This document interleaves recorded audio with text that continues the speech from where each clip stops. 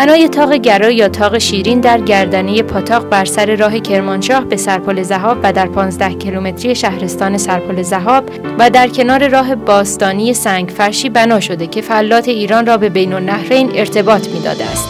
به علت تغییر مسیر، این راه و بنای طاق گرا اکنون در شیب‌های پایین جاده آسفالته قرار گرفته است. از نظر معماری، بنای طاق گرا فضای ایوان مانندی است که تماماً از سنگ ساخته شده است. این بنای مستطیل شکل به ابعاد 7.70 در 4.86 متر است که ورودی آن به طرف جنوب و مشرف بر جاده سنگفرش باستانی است.